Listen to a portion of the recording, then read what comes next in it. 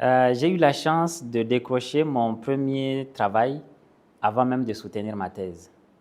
Donc, j'étais en troisième année à l'École des mines de Paris. Quand mon CV a été détecté, j'ai mis mon CV sur les sites d'emploi là. Et puis, j'ai été appelé. Donc, j'étais consultant, spécialiste des matériaux composites chez Arkema. Arkema, c'est le leader français de la chimie.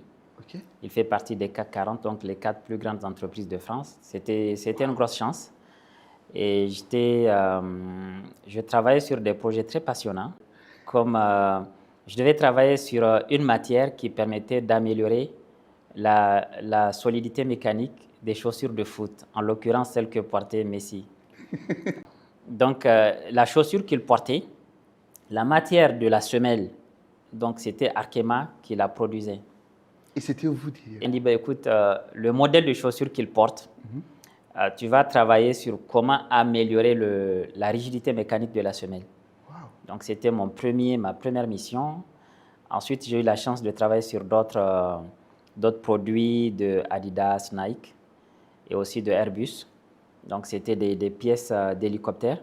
Il faut voir comment concevoir des pièces qui sont rigides mais légères.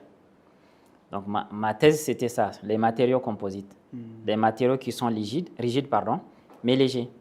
Parce que dans l'aéronautique, à l'époque, quand vous arrivez à économiser 1 kilo, l'économie en termes de coût peut avoisiner 5 000 euros. Imaginez par vol, vous économisez 5 000 euros, c'est énorme. Et après Arkema, vous êtes passé où? Après Arkema, j'ai été débauché par Areva. Donc j'ai rejoint Areva, le nucléaire alors. Et j'étais... Des matériaux composites au nucléaire. Et c'est ce qui est bizarre. Parce que le nucléaire, lui, il s'en fout que ça soit léger. Le nucléaire, vous avez souvent des murs qui font 2 mètres d'épaisseur de béton dans le nucléaire. C'est énorme. Alors, dans l'aéronautique, on fait des petites épaisseurs, mais qui sont très rigides. Donc, faire ce grand écart, waouh!